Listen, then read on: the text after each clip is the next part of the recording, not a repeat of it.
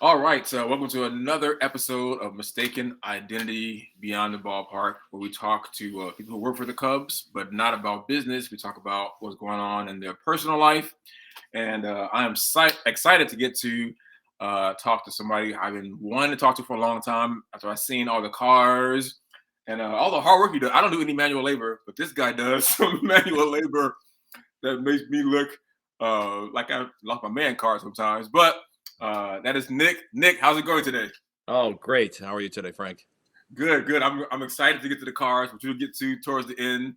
'Cause I would love to hear this story about the cars. And I was talking about the work you do on decks makes me look like I'm not doing anything at all because I refuse to do manual labor, but you love it. I do. I absolutely love it. It's my stress relief. Lets me get my artistic release out. Creating things. I just enjoy it. If I at this point in my life, if I don't enjoy doing something, I don't do it. Right. That's good, good point. Good point. So let's go way back. Tell me about one, are you a Cubs fan? And then tell me how you became a Cubs fan. Huge Cub fan. So back in 1965, I was 6 years old, and an uncle brought me to my first game. And we had seats down with box seats. And I remember vividly that one of the ushers had found out it was my first game there and got me a ball. And it cemented it, fell in love with the team, fell in love with the ballpark. And now, as working for the Cubs, I try and mirror that every time I can. If there's a first timer or any little kids, if I can get them a ball and try and give them that same experience, I do. In '69, the Cubs broke my heart for the first time. The first time. For the first time, yeah. I was 10 years old, and I was sure we were winning it all. Right. And fell in love with Santo and Ernie and Billy and Randy Huntley. I was a catcher in Little League because of Randy Huntley. I wore number 9, and I caught all through Little League Okay. because I just loved him as a player and just loved the whole team. Okay. All right. I saw Randy Hundley, I think at Fergie's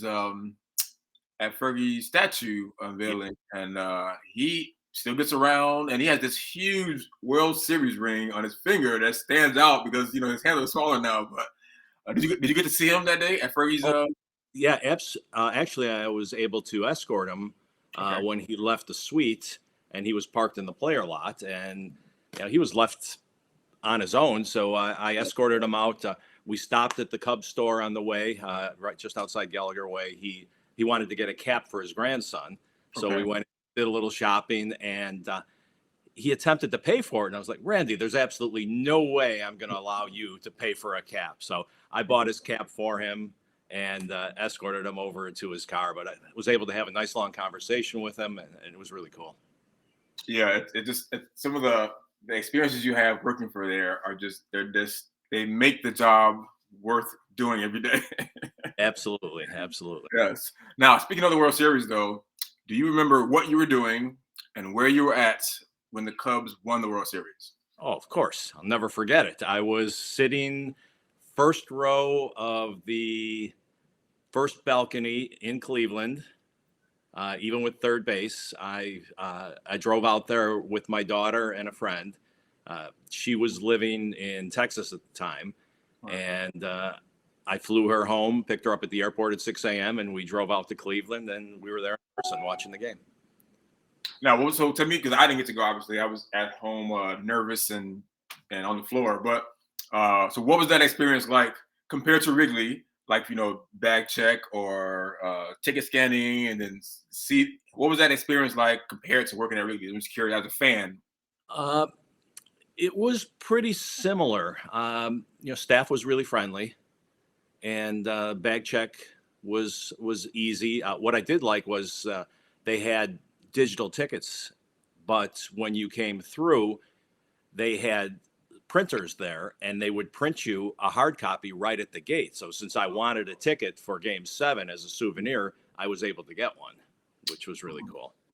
Interesting. Okay. All right. Now, when I go to games, actually when I go to concerts or anything else, for some reason I'm sitting in the audience and I'm looking at the security. I want to see where they are, what they're doing. That's just how I am. I don't know why that is.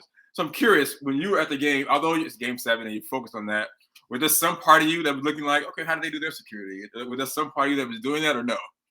So I normally do that, but for game 7, I was just so nervous, and of course, I went through every emotion possible during that game.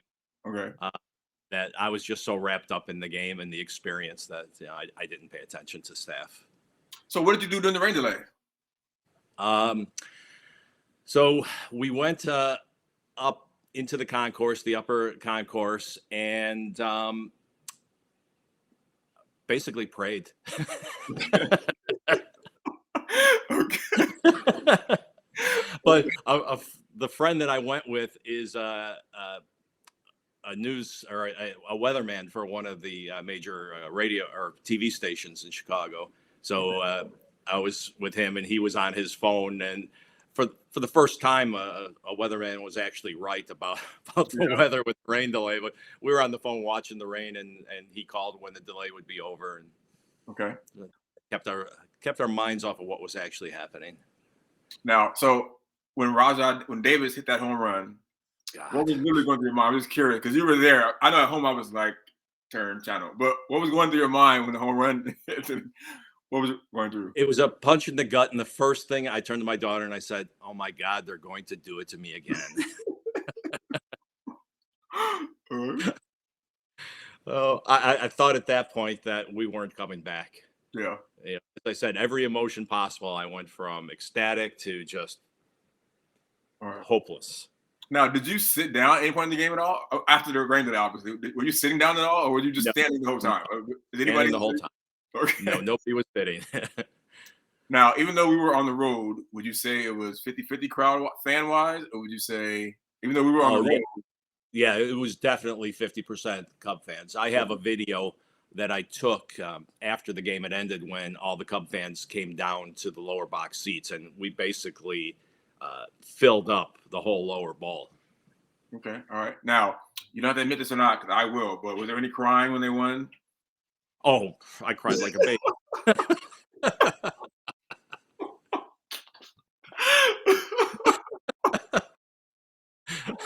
Yes. I tried to hold it in, but yeah, Yeah, there was no way. I waited too long. yes. Now, when you got back to now, did you come back to Chicago? Did you go to the hotel after that? Uh, so we went to a hotel. The After the game had ended and all the festivities ended, a huge storm came through Cleveland. Oh, wow. Okay. So we were attempting to get back to the hotel, and the sky opened up. So we ended up at that point it was like 2 a.m. Okay. We found a casino, so we ducked into the casino, had a couple drinks, did a little bit of gambling, and then got back to the hotel. My daughter had an early flight back to Texas out of Cleveland, so I think we got up at like 6 or 7 a.m. and I dropped her off at the airport, and then we drove back to Chicago. So you didn't really see the madness that was on Addison Street that day. You didn't really see it till later on, right? Till like No, later. yeah, I didn't see it until I saw the news when I got home that night. It was insane. Now, and me and you were not supervisors, I don't believe, when they won the World Series, right? So we didn't get to get on the trolley, which is what I'm waiting for next. But Yep. get on the trolley and get the big ring. But that's why I'm still here. I'm waiting for that time to get on the trolley. Now, before you came to the Cubs, what was your career like? What were you doing before the Cubs? So I owned, I had three different companies. Uh, I owned a, commercial roofing and architectural sheet metal company, which was my primary business, and then had a trucking company and a property management company. So when I was looking to get out of contracting, I had found somebody that wanted to buy my roofing company. So I I had always told my wife and kids when I retire, I'm going to be the old man that shows you your seat at Wrigley. All right. So I applied for a guest service position. Went through, at that point it was three casting calls. Yeah. And then they said, well, Nick, we'd like to hire you, but we have no guest service positions available. Would you consider security? And I was like, look at me. If you think I could do security, absolutely. If I get to work for the Cubs, I'm in. All right. But so I sold the roofing company. I actually didn't sell it when I first came to work for the Cubs. That sale fell through. All right. So I was still running the company and working for the Cubs for my first 2 seasons, but then finally sold that company. The trucking company was a fatality of COVID. We had to shut that down, and I still run the property management company. But the roofing company, we specialized in architectural sheet metal, which is like cornice work and standing seam roofs, metal roofs like you see on Pizza Huts, the red metal roofs. And we would do, shopping centers, office complexes, schools, things like that. We actually put roofs on 8 of the rooftops across from Wrigley, and put a roof on the scoreboard. Okay. All right. Now I thought maybe it was you. Did you tell me something about the roof of the aquariums or the planet? Was that you that were describing how the roof was built? I mean, it was somebody else.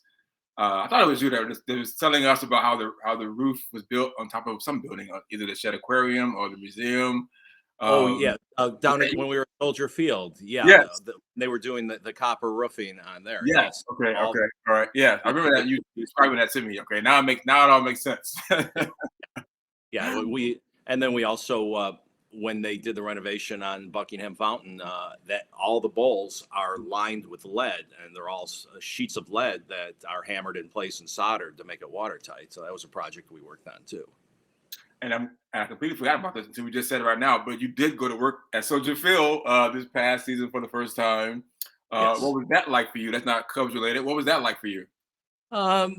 It was a different experience, simply because of having to deal with COVID and the mask issues, working inside the club, and Bears fans, after they have been tailgating for 4 hours before a game, aren't quite as cooperative as Cub fans are. Yeah, yeah. Now, are you a Bears fan though? I am. All I right. am. So now, would you say it's 50-50 love for the Cubs, Bears, or is there one more than the other? I'm just curious. Oh, Cubs way more, Okay. way more. Okay. All right. I Uh, bleed Cub blue. That's as simple as that. so what are your thoughts about Soldier Field? So I am not not since I'm not a fan. I am a huge fan of the concourse that they have. It's open, there's more space. Obviously, you can do it with rain delays. Hmm. I don't like how you can't walk around. You can't walk around the whole thing. It stops at a certain point. And there's a debate about a new stadium, dome, Super Bowl. So the person that just worked there recently and who was been a fan for a while, what are your thoughts on Soldier Field in general, the stadium? Well, I'm not a fan at all. I think when that alien spaceship landed on the original Soldier Field,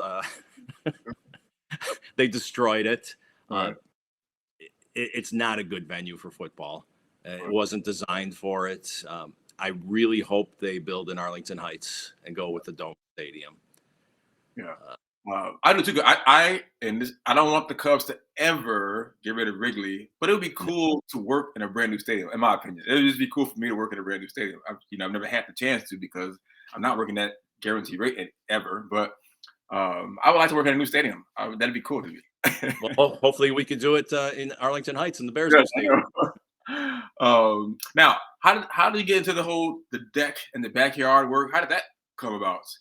That's not roofing. So yeah, back in oh God, 80, 88, 89, when we moved out of the city and moved out to the suburbs, bought our first house in the suburbs in Algonquin, and it was a new development. And there were 250, 300 houses, and everybody was putting up decks. So I had a full time job, but I figured I'll start building decks too. I'm my off time, my days off, and when I get home from work. So I started a company then building decks and fences and storage sheds, and did that for a few years. And then after I retired, I started getting bored, and it's like, no, I still have the tools, so I just went back and started building decks again. Now, obviously, we all love how Club 400 looks. But do you have any plans for a man cave type of Cubs shrine or a room dedication at any point? No, No. no. Um, the only thing I collect are cars. You know, Oh, I have okay. I have a few cool things. I have an Ernie Banks and Santo signed jersey from '69, and then I have a real cool picture of opening day of '69 with all the Cubs lined up on the third base line, and I have every player has autographed it. Okay. So, All right. but that's about all I have as far as Cubs memorabilia. Okay. And before we get to cars, I want to talk about because I can tell from your page how much you love the grandkids. I can just see it in your face, sit in the pictures. So Yeah. let's talk about the family real quick. Kids, grandkids. Let's introduce them to our staff here. Okay, so I have a 35-year-old son. His name is Brion, Brion. He lives out in Oakland, in the Rockridge area of Oakland, just south of Berkeley. Uh, he's a grad of Washington University in St. Louis, and he's currently working for Facebook uh, Oh, on the Instagram platform. He's senior manager of data science, okay. and he's the one that is married and has the two kids. So I have Alma, which is my granddaughter, and she'll be 3 in a couple weeks. Okay. And then Enzo is 9 months, my grandson. Okay. All right. And then Uh, my daughter, they all I'm decked sorry. out. They either all have their Cubs stuff. They all have their Cubs hats. Your grandkids. Yes, yes. I've said them way too much. I get yelled at. Um, and then one more thing I forgot before we get to the cars, and I promise we're gonna get to the cars, you all. But travel. So everybody says I travel a lot. I'm only a cruiser, but you put me to shame when it comes to traveling. So just tell me some of the places you've been recently, and what is your love for travel? Where that came from? Well, when I was younger, right out of high school, I worked for Continental Airlines and worked from them from 1978 until 90. So I had flight benefits, and Okay. that allowed me to just to fly everywhere. You know, I would work with a bunch of guys. We'd work a shift, midnight shift. We'd get off at 8 a.m. It's like, well, what do you guys want to do today? And it's like, let's go to LA for lunch. So we would hop on a DC-10, fly out to LA and do lunch. So I did quite a bit of travel, and I just love to see as much of the world as I can. Okay. So just recently we got back. We did 9 days in Hawaii. We went to the Big Island of Hawaii this time, but I've been to Hawaii 8 times. Oh wow. Okay. I have an uncle who's also my godfather, lives on Oahu, so Okay. I try and get out there and see him as much as possible. Okay. But aside from Hawaii, we were in California 3 times over the winter to see the grandkids. Okay. And then I did a month in Mesa, worked spring training. How was that? Oh, fantastic. Okay. It, All it's much more laid back than right. working at Wrigley. Uh, I was in the dugout and on field with the team, so I get to interact with the players so much more, Okay. and all the fans are great down there too, just as good as they are at Wrigley. Okay, all right. So I want to give enough time to these cars. So tell us about first how you got into this car hobby of yours, and how do you decide what to do, what to buy, what to sell, and then show us around if you can. Sure. So in high school, these were the cars I drove. Okay. You know, my first car was a Beater GTO, Okay. a Beater '68 GTO that I paid $50 for, and Oh wow. it had the ignition is in the dash, and that was missing, so you would use a screwdriver to start it. Yeah, right.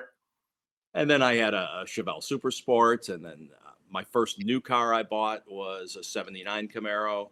So it's a bit of nostalgia. You know, driving these cars takes me back to high school time. Okay.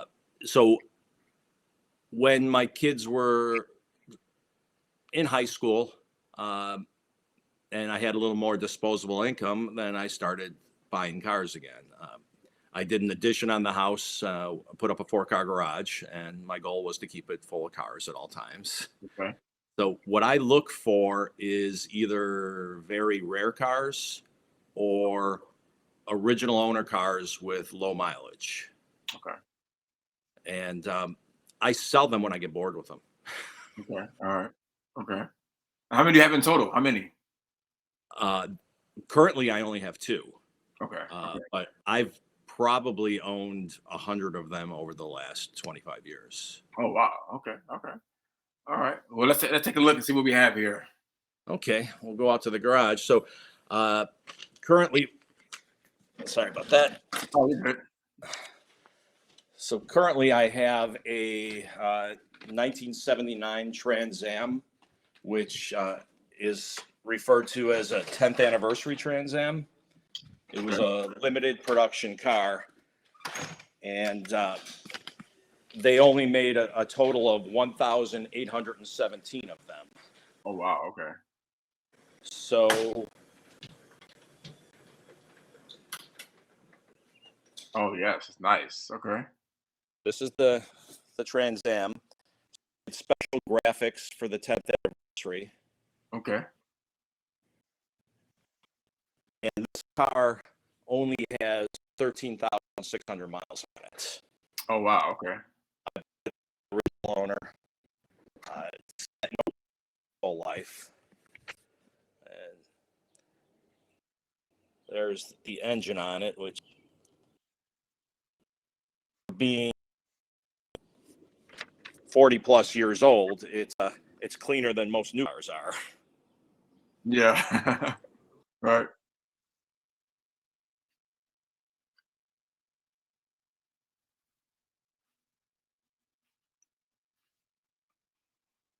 So it looks like you're out of range there, but I can see a few things. We can edit that part out.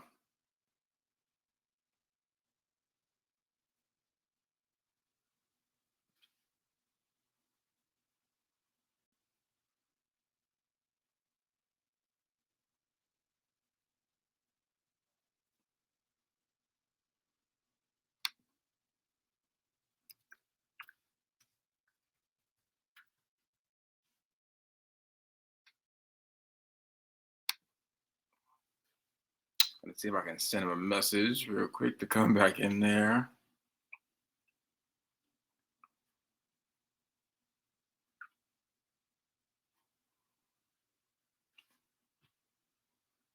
All right, so look, he lost signal. I wanted to see if I can get him to log back in on the phone. Give me 1 second.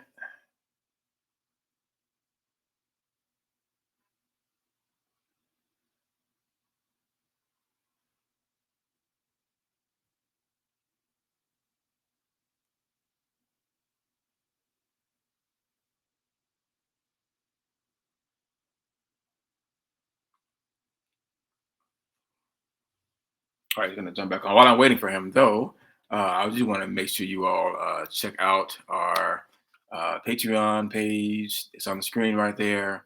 We're gonna have some pictures of some of Nick's cars and things like that that you can check out to see. Kind of see if I can give you some pictures or some video of Game 7 of the World Series as well. So make sure you all stay tuned and check out that. All right.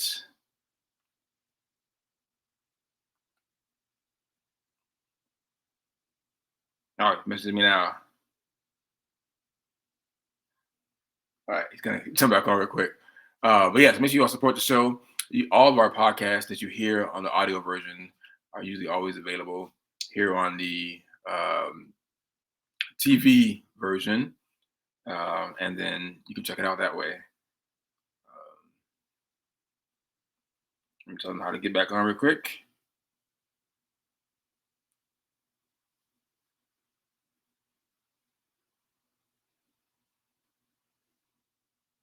All right. Um, Also, we got some good people coming up too as well. If you work for the Cubs, you know Floyd. We got Marissa. We got Erica.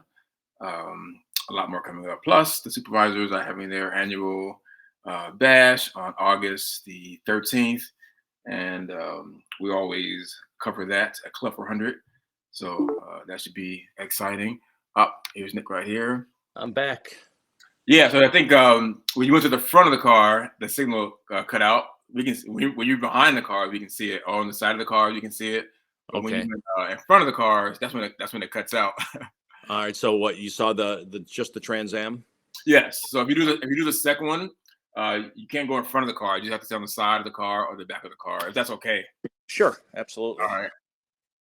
It's just the front. It loses signal, Wi-Fi signal, when you go to the front of the garage. But we can see the back and the side. Yeah. Okay. Well, I'll show you. So Oh wow. this is a 1980 Z28. Oh wow. Okay. So this is I bought this one from the original owner, and it has 80,000 miles on it. So the first new car I bought in '79 was a '79 Camaro, a blue one with T-tops like this one has. Okay. Okay. But I couldn't find a nice example of a '79 All like I owned, so I ended up buying an '80 instead. And it might be too dark, but Oh no, we can see it. It's fine. Yeah. Oh yeah. wow. Okay.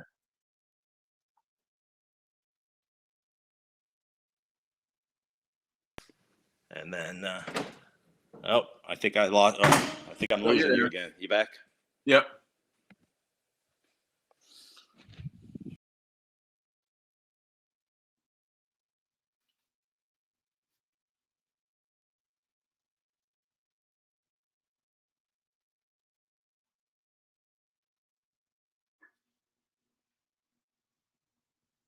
By the way, while I'm waiting on Nick, if you look closely, you'll see that I got my Christmas tree up during Christmas in July. See that Christmas tree back there?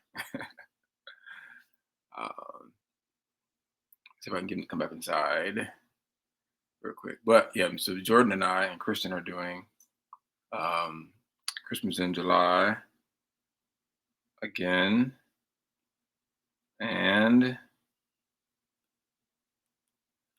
I have to put the tree up.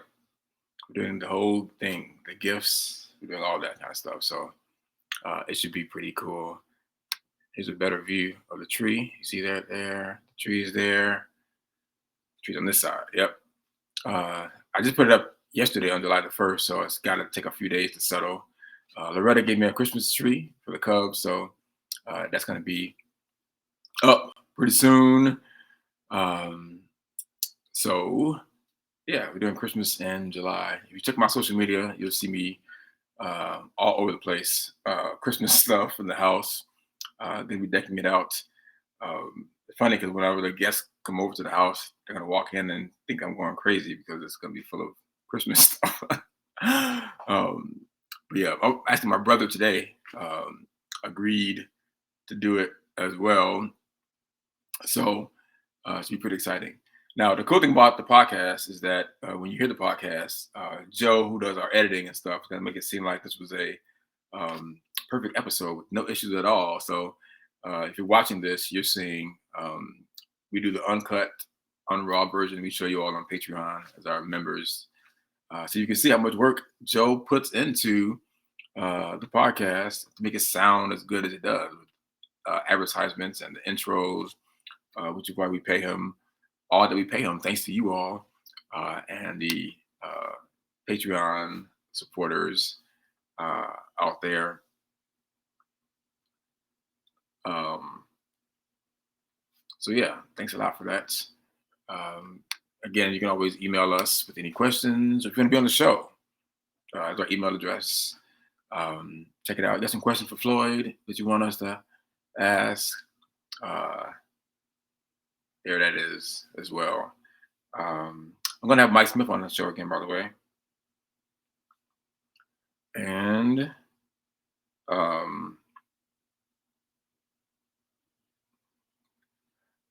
we should be going from there. So give me 1 minute to check with Nick real quick.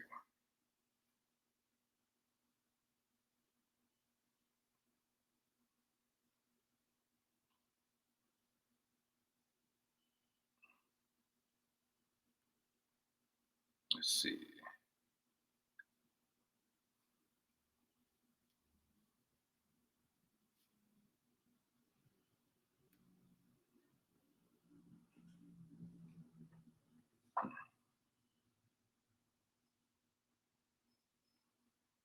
Let me see.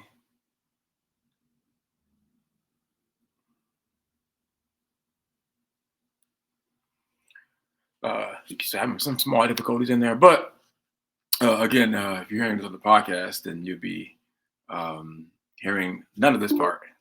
There's Nick back there. Hold on 1 minute. I'm back.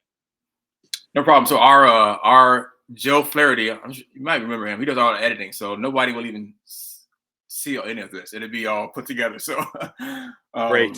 yeah, he's gonna edit it. It'll be perfectly fine. But I did want to ask you, so how do you find cars though? How do you find cars to buy, or what do you go? So I'm a member of a 5 or 6 different car clubs. Okay. So I find them through the clubs. Also, I'm on the internet searching on sites for cars for sale, and then word of mouth. Okay. I also wanted to show you this one. I could show you without losing signal. Okay. This is. Ooh. Let's see if I can. There we go. Yeah. So this was a car that I did a complete concourse restoration on. And a concourse restoration is that the car looks like it did the way it rolled off the factory line. So every nut and bolt is done. It has to have the correct letter code on it. All the labels and inspector stamps that it had when it left the factory are on it. And then you take it for concourse judging. And this car competed in national concourse 4 different times, and I won concourse gold with it, with my highest score being 996 out of 1,000 points. Oh wow. So how do you? Just, I didn't know that was even a thing. So could you explain a little bit more about how do you enter that, and how do you qualify? How do you? Are there rounds or? So there are.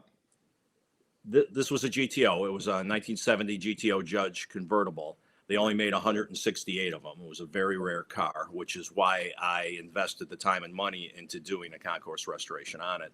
Okay. And so I was a member of a local GTO club and then a national GTO club. Okay. So you compete in local events and you score enough points, and then you take it to GTO Nationals. There's also a show called the Muscle Car and Corvette Nationals that they hold every year in Rosemont. And you have to be invited to bring your car to that. My car was invited 3 times and competed. Oh, wow. That's where I achieved the 996 out of the 1,000 points. Okay. And so where's that car now? This one, unfortunately, I sold about a year and a half ago. Okay. It was during COVID, and I hadn't driven the car, and I'm tired of doing the car shows, so I wanted to drive it, but you drive a car like that, you're going to lose value on it. So I gave it to Volo Auto Museum, and they sold it to somebody out in Virginia and shipped it out there. Now, is there a car you have your eye on now that you want to, or something in your peripheral that you want to see? Yeah, there is. So a friend of mine owned a 1970 GTO Judge hardtop that has 28,000 original miles on it. Okay. And he unfortunately passed away a couple years ago, and his nephew has the car. So I've been, for 2 years now, negotiating with the nephew to try and buy the car. Okay. Okay. Hopefully I can get that one. So then will you get rid of one of your cars here, or you keep all 3? Yeah, no, the 10th anniversary Trans Am that I have out there with the 13,600 miles.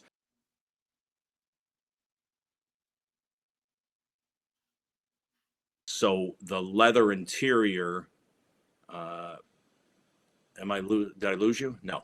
The leather interior is dried out on it and cracked. So I had to order a new interior for it, which I did in November, and that won't even ship until August of this year. But as soon as I get the car put back together, I'll be putting that up for auction. It's a very desirable car, and it's one that the tires that are on it are 25 years old. And they only have 600 miles on it, but they're 25 years old. So I'm not going to drive the car on those tires Right. for fear that they're going to come apart from dry rot. But it helps prove the low mileage by having the receipt for those tires and having the tires on it. So I'll just run it through an auction once it's done. So I like to end every show by letting the guests ask me one question. Do you have one question for me? Yeah, where do you find time to do all the things you do? So it's You funny tell because me I'm busy and I'm a slacker compared to you.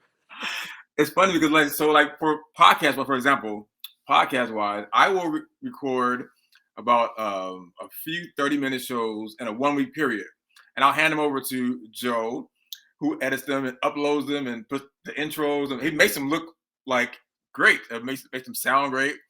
Jordan handled all the business side of it, the email side of it. So really, I'm just doing 30 minutes of the work, but I get all the credit. So that's just how it works. Yes, that's how it Never, works. all right, never tell your secrets. Yes. Yes. You're like the great Oz behind the curtain, pulling all the lever.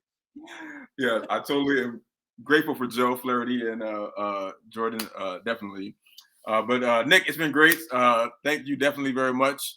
I'm gonna keep everybody updated. If you have any pictures of the game 7 that you took, if you can send me like one of those, maybe I can actually show that in our group to go along with this episode here.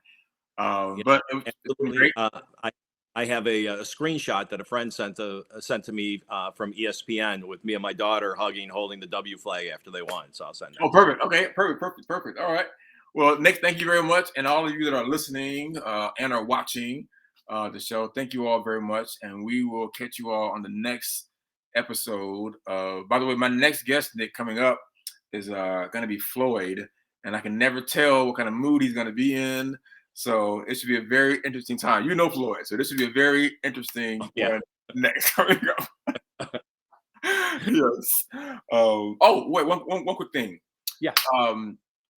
I meant to ask you, when you got the call that you were a supervisor, what was that like for you? I meant to ask you that question. I forgot about that. When you got the phone call, we interview, we apply for supervisor, and then when we get the phone call that you are now a supervisor with the Chicago Cubs, what was that moment like for you? And then I'm never gonna be done. Oh, it was really exciting. It was something that I really wanted since I had been in management almost my whole life, and I really wanted to be able to be part of the supervisor team with the Cubs and help bring all these new kids in and help them develop their skills and hopefully see them become supervisors too. Yes, I was a little bit emotional when I found out. Morgan called me and I put the phone down. I'm like, wow, actually, I wanted it and I actually got it because everybody doesn't get it. People apply all the time. Mhm. So it was kind of wow. It was a moment. I had to sit. I put the phone down. I was like, wow, I'm actually supervisor. So And if we have a couple more minutes, I want to yeah, backtrack because we talked about my son. I also have a daughter, okay, a 32-year-old daughter who is a graduate of Northwestern University and has just completed her master's program, and she is now a licensed psychotherapist and counselor. So she's out doing good things for all of the people that need it. okay. So I'm I'm very curious, proud of both. I know the grandkids are going to be Cub fans. I'm curious. Are your kids? Where are they at in the baseball world? Oh, they're huge Cub fans. They had no choice. All right. Well, so my son, I flew my son home from California, and we went to Game 1 together in Cleveland, and Okay. then I flew my daughter home from Texas, and we did games 3 and 4 at Wrigley. Then she went back to Texas, and then I tried bringing both of them back for Game 7, but my son couldn't get off of work, and my daughter could. So she flew home, and she went with me to Game 7. Unfortunately, he couldn't. So you didn't work any of the Wrigley games. You didn't work those games at all. No, no. Ah, okay, all right. I did actually got to meet John Travolta. I got to meet Amy Schumer.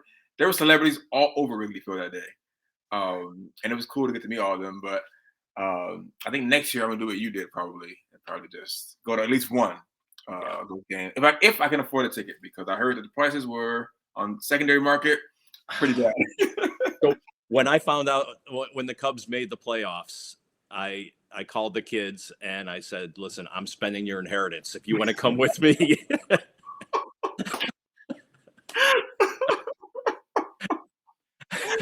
Right. Right, but that's a once in a life. That's a once in a life. That's a once in 108 year Yes. experience, though. So, And I didn't care what it cost. There was no way I was missing it. yeah, I want to try that on Jordan and see what he says. But all right, but we got to run because we're past the time. But thank you very much, and thank All you right. all for listening. And we'll catch you all on the next episode of Mistaken Identity Beyond the Ballpark.